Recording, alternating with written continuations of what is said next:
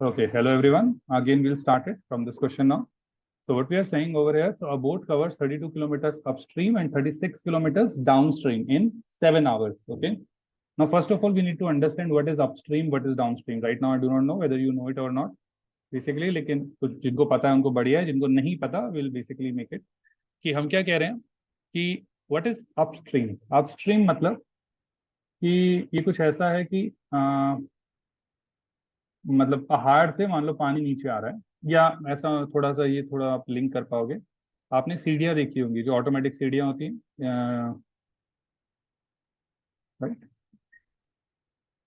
हमारी metro station पे लग रही हैं। तो हमने क्या कहा, मान लेते हैं कि ये जो सीढ़ियाँ हैं,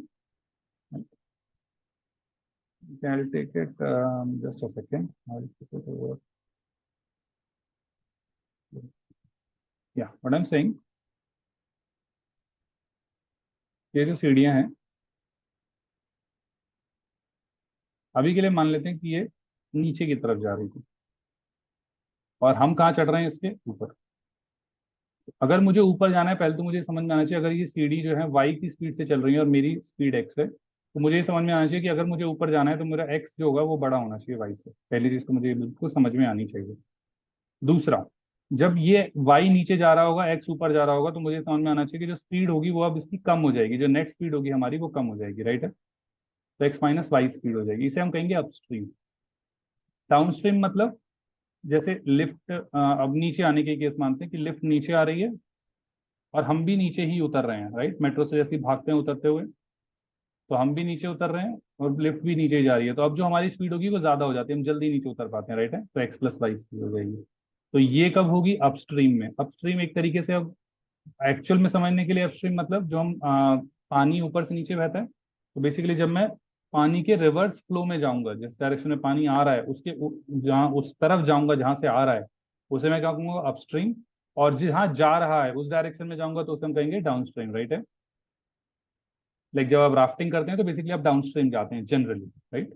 कुछ लोग होते हैं जब थोड़ी ज्यादा मतलब वो रख करते हैं तो बेसिकली वो अपस्ट्रीम, जब प्रैक्टिस ज्यादा रहती है तो वो अपस्ट्रीम जाने की कोशिश करते हैं, नहीं तो जनरली हम डाउनस्ट्रीम ही जाते हैं जब भी हम राफ्टिंग करने जा रहे हैं, राइट। ओके, तो एक्स माइनस वाई होगा या एक्स प्लस वाई होगा, अब हमको क्या कह रहा है वो देखो। और ये बिल्कुल एग्जैक्टली जो पिछला क्वेश्चन किया एग्जैक्टली सेम है, जो लास्ट लेक्चर में हमने जो लास्ट क्वेश्चन किया एग्जैक्टली सेम है क्वेश्चन है। क्या कह रहे हैं हम कि अ boat covers 32 kilometre upstream and 36 kilometre downstream. तो अपस्ट्रीम हमने कितना कवर किया, अपस्ट्रीम हमने कवर किया 32 kilometre distance covered upstream, distance covered upstream. उसके बाद distance covered downstream, distance covered down stream, ये कितना हो गया, 36 किलोमीटर। अब हम क्या कह रहे हैं, तो boat covers 32 kilometre upstream, 36 kilometre downstream in 7 hours, 7 घंटे, राइट। तो मतलब टाइम से रिलेट करना है। मुझे ये समझ में आ गया कि भाई ऊपर जाने की स्पीड, जो मेरी बोट की स्पीड हमने मान ली एक्स, और बेसिकली जो रिवर है उसकी स्पीड क्या मान ली, y, speed of boat, speed of boat in still water, मतलब वो स्पीड ऑफ बोट की बात कर रहे हैं ना। और स्ट्रीम की जो स्पीड है वो हमने वाई मान ली, तो स्पीड ऑफ बोट और स्पीड ऑफ स्ट्रीम। तो स्पीड ऑफ बोट कितना माना हमने, एक्स, और स्पीड ऑफ स्ट्रीम कितना माना हमने, वाई। अब हम क्या कह रहे हैं कि एक्स और वाई ये हो गया हमारा। तो अपस्ट्रीम मैंने देख लिया, एक्स माइनस वाई।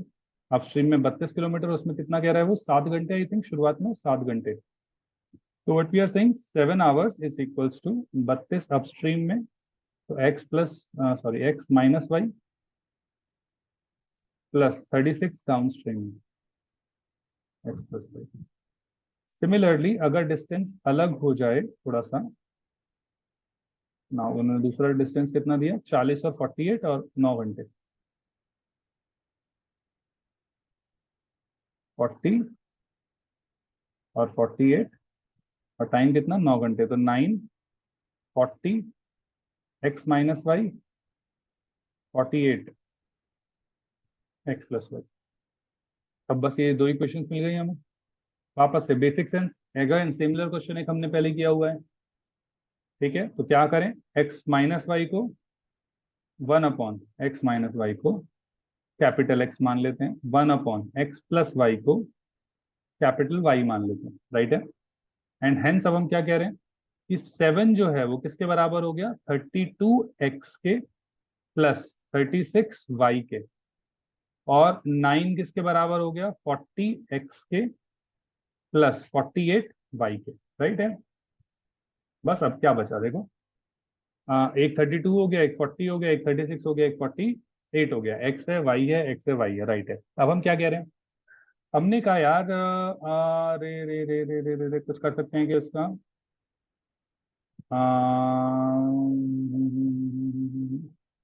12 ऐड करेंगे 72, नहीं कुछ खास तो हो नहीं रहा, तो क्या करें, एलसीएम ले लेते हैं और क्या करें।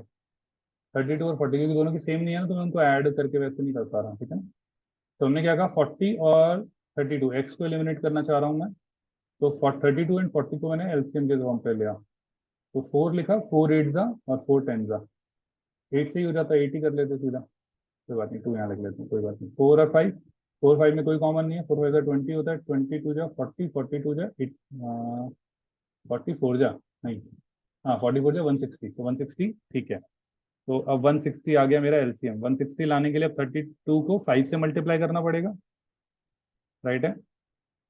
तो 32 को 5 से मल्टीप्लाई करना पड़ेगा और 40 को 4 से, सिंपल सा लॉजिक है। तो वैल्यू कितना आ जाएगा, 7 5 जा 55, 5 0 जा 0, 5 3 जा 15 एक्स प्लस 5 6 जा 30, 30 30 30, 0 carry on 3, 18 right, 18 y if I am not wrong, 4 से 4 9 जा 36, 4 4 जा 160 एक्स प्लस 4 8 जा 32, 2 कैरी ऑन 3, 16 और 3 19, 19 वाई। कोई डाउट है यहाँ तक, ठीक है।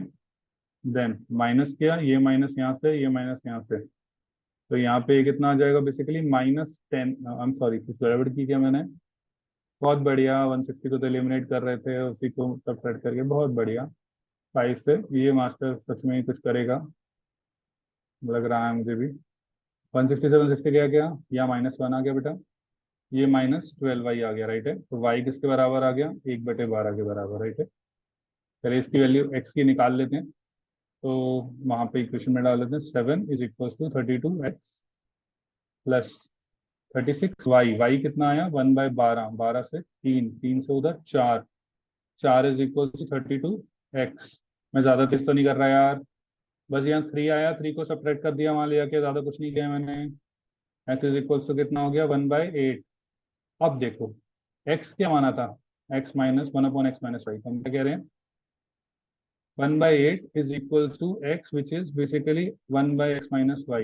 Similarly, 1/12 is equals to y is equals to 1/x plus y. तो यहाँ से फिर दो इक्वेशन आ गई, तो एक क्या आ जाएगी कि x माइनस वाई कितना आ गया, 8, और एक आ गया x प्लस वाई किसके बराबर आ गया, 12, दोनों को ऐड कर दो, देखो y से y कट गया, 2x किसके बराबर आया 20 के, x किसके बराबर आया 10 के, और y अपने आप 2 आ गया, है ना। तो 10 किलोमीटर पर आवर और 2 किलोमीटर पर आवर, बिल्कुल सिंपल सा क्वेश्चन है। थोड़ी सी कैलकुलेशन में मतलब तुम्हें लगेगा, लेकिन ऐसा सवाल इसीलिए हम पहले कैलकुलेशन वाइज हमने पहले ही कर रखा है, सिंगल बोर्ड दोनों की आ गई है, राइट है। तो आप स्ट्रीम डाउन स्ट्रीम क्या होता है वो समझ गए, तो उसके बाद इसमें ज्यादा कुछ है नहीं, ठीक है ना। इक्वेशन तो ऐसी हमने पहले भी करी रखी है। Hope everything is making sense, right. Okay, good enough, आगे बढ़ते हैं। अब क्या कह रहा है वो, एक और टाइप का क्वेश्चन आ गया। अब जनरली ओला उबर आजकल हम करते ही हैं, राइट। तो ओला उबर में क्या है कि भाई कुछ एक डिस्टेंस तक उसने कहा कि भैया इतने ही तो लगेंगे, लगेंगे फिक्स प्राइस है, 5 किलोमीटर तक मान लो तुम्हारे लगने ही लगने पैसे हैं ना। क्या कहा उसने, the taxi charges in a city comprise of fix price together with the charge of distance covered, जितना हम डिस्टेंस कवर करेंगे वो अलग लगेगा, और एक फिक्स प्राइस तो है ही है, ठीक है। Okay, for a journey of 10 kilometre the charge paid is 75 rupees, for a journey of 15 kilometre 110। Okay, वो कह रहा है 10 किलोमीटर जब हमने ट्रैवल किया तो 75 रुपये देने पड़े, और जब हमने 15 किलोमीटर ट्रैवल किया तो 110 रुपये देने पड़े। What will the person have to pay for travelling a distance of 25 kilometre. Good enough. अब हमने कहा देखो भाई, सिंपल सा लॉजिक है, मान लो एक्स जो है वो फिक्स्ड प्राइस है, फिक्स्ड प्राइस ऑफ टैक्सी कितना X। उसके बाद चार्ज पर किलोमीटर, चार्ज पर किलोमीटर कितना हो जाएगा। अब मैंने कहा जब भी टोटल चार्ज करोगे तो क्या करना पड़ेगा, तो हमने कहा भैया कितना डिस्टेंस ट्रेवल किया उससे मल्टीप्लाई कर दो। तो अकॉर्डिंग टू क्वेश्चन अगर मैं फर्स्ट इक्वेशन बनाऊं तो फिक्स प्राइस तो एक्स ही रहेगा, प्लस पहले उसने कितना ट्रैवल किया 10, तो 10 × वाई कितने रुपए बन गए 75। सिमिलरली सेकंड इक्वेशन बनाई एक्स प्लस 15, अब कितने बन गए 110। सब्ट्रैक्ट कर दे दोनों इक्वेशंस को, तो -5y -35, तो y कितना आ गया 7, मतलब 7 रुपए पर किलोमीटर है, ₹7 पर किलोमीटर।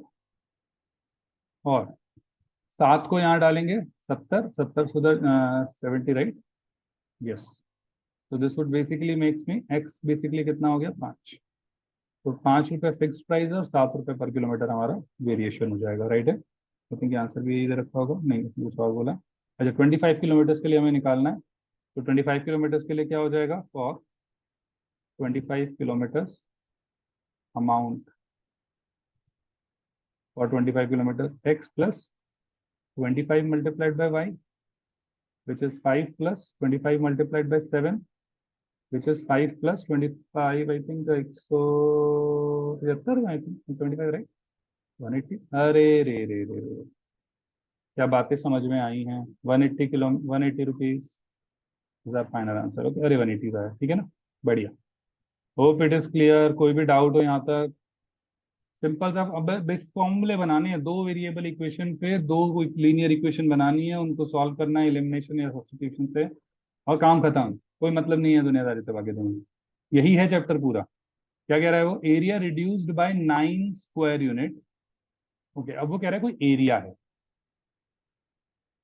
अच्छा एरिया है, किसका एरिया है, इसमें उसने क्या बोला, लेंथ दी और ब्रेड्थ दी। अच्छा मतलब रेक्टेंगल होगा टाइप का, तो एरिया जनरली हम क्या बोलेंगे, लेंथ इंटू ब्रेड्थ, तो एल इंटू बी ले लेते हैं ना, थोड़ा थोड़ा आइडिया लगता रहेगा हमें, लेंथ इंटू ब्रेड्थ होता ही है। अब उसने कहा जो एरिया है लेंथ इंटू ब्रेड्थ वो 9 कम हो गया, इज रिड्यूस्ड बाय 9। तो रिड्यूस्ड बाय 9 मतलब 9 कम हो गया, 9 कम हो गया मतलब लेंथ इंटू ब्रेड्थ जो भी था उसमें से मैंने 9 सब्ट्रैक्ट कर दिया। क्यों के करना पड़ा, क्योंकि मैंने लेंथ को तो 5 यूनिट से कम किया, ले और ब्रेड्थ को मैंने 3 से बढ़ा दिया। हेलो, क्या बात समझ में आई है? लेंथ को 5 से घटा दिया और ब्रेड्थ को 3 से बढ़ा दिया, this is the first part. और देखते हैं यार, now what we are saying second part. If length is increased by 3 unit. अच्छा लेंथ को अब 3 से बढ़ा दो, बढ़ा दीजिए, और ब्रेड्थ को 2 से, एंड ब्रेड्थ को 2 से बढ़ा दिया, तो अब एरिया बढ़ेगा, कितना बढ़ेगा, ओ 367। बस सॉल्व करना है, सिंप्लीफाई करना है, तो क्या हो जाएगा, ये एल बी -9 तो यही रहेगा।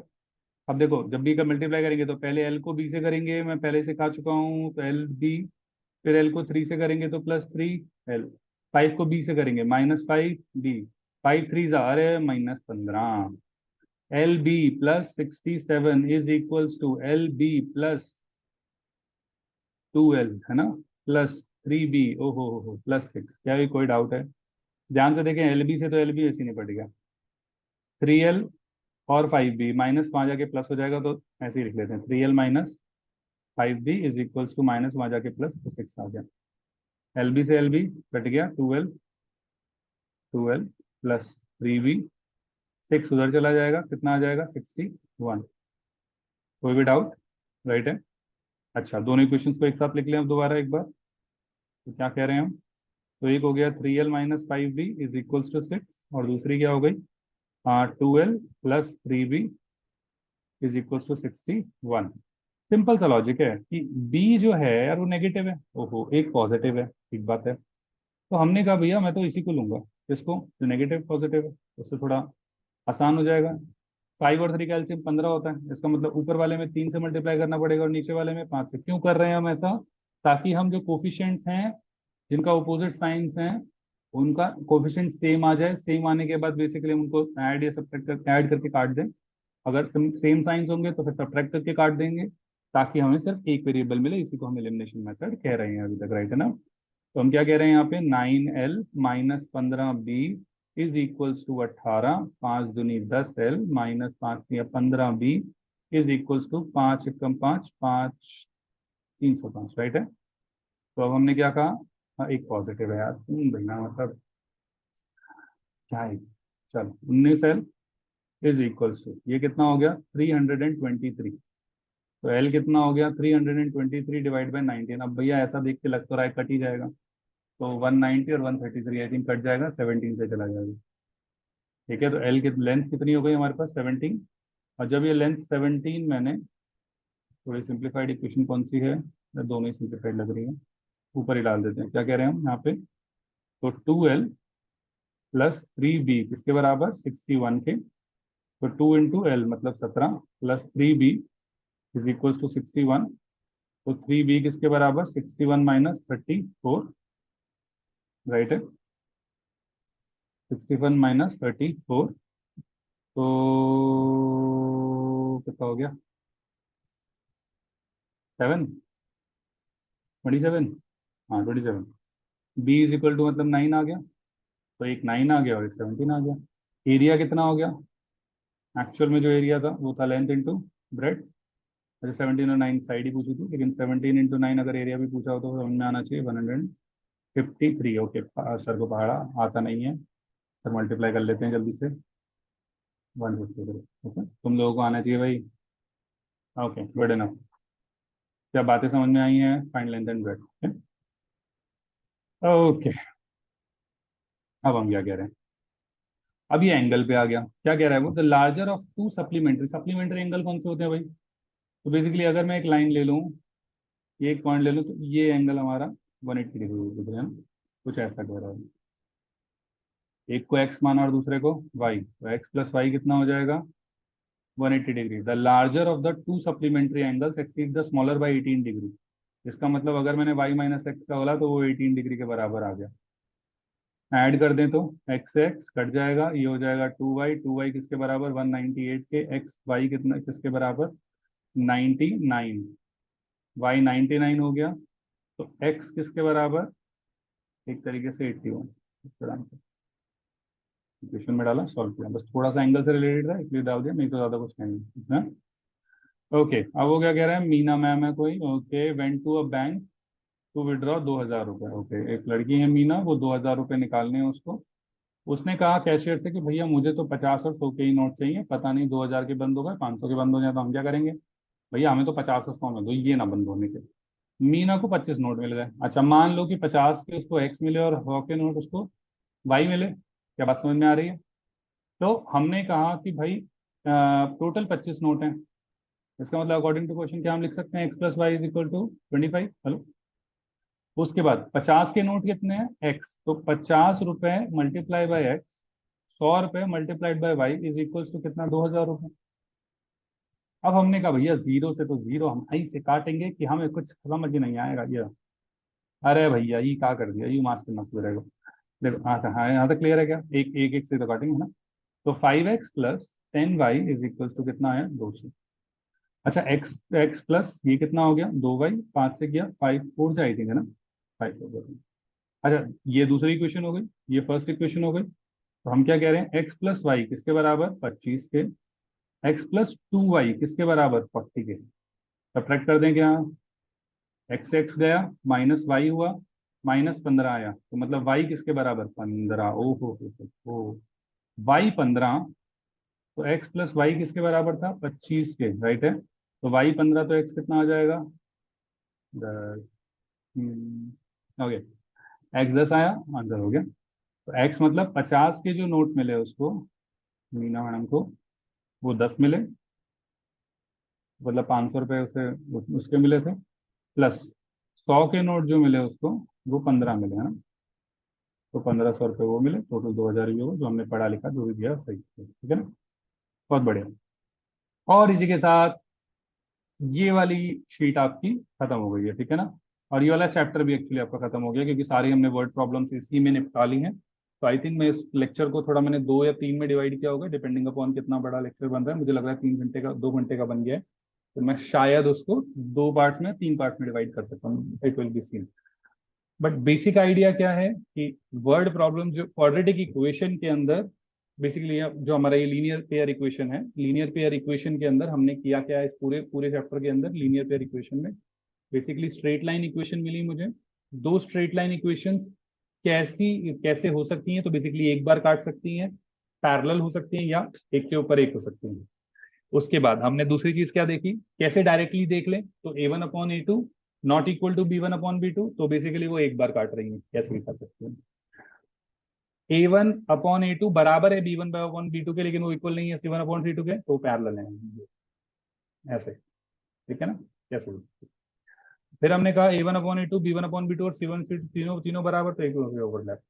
ग्राफिकली मैंने अभी तुम्हें थोड़ा सा हाथ करके दिखाई दिया, बाकी ग्राफिकली हमने देख लिया। इसके बाद हमने कहा इसी को ग्राफिकल सॉल्यूशन कहते हैं, कि जहां एक बार टकरा जाए। उसके बाद कुछ क्वेश्चन ऐसे किए कि भैया ए की वैल्यू क्या होगी, अगर हमने मतलब एक बार टकरा दी तो ए की वैल्यू क्या होनी चाहिए, क्या नहीं होनी चाहिए, वो उस हिसाब से हमने और चीजें पता लगी थी। फिर हमने क्या बात करी, फिर हमने बेसिकली बात करी इसमें कि जो इक्वेशन है कौन सी, जो कि जो हमारी स्ट्रेट लाइन इक्वेशन है वो एल्जेब्रिकली कैसे सॉल्व होंगी। तो हमने कहा भाई एल्जेब्रिकली भी सॉल्व हो सकती हैं।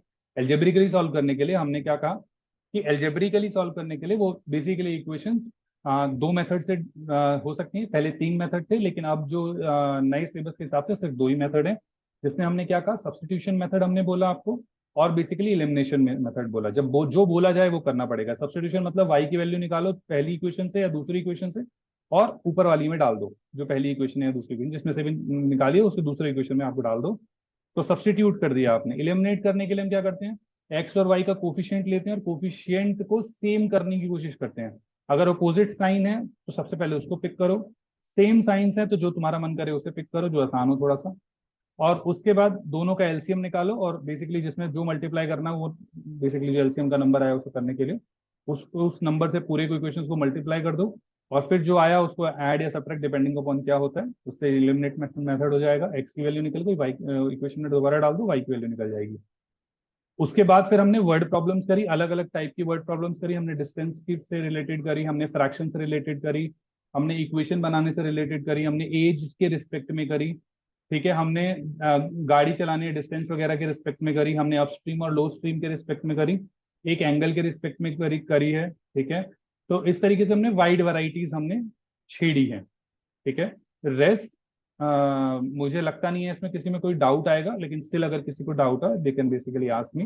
किसी बुक में इसके रिस्पेक्टिव में आपको ज्यादा डाउट नहीं आने चाहिए, लेकिन स्टिल कोई भी डाउट आता है you can post it over there. Okay, thank you very much, will meet in the next class where our next chapter which is quadratic equations. Okay, thank you, bye bye.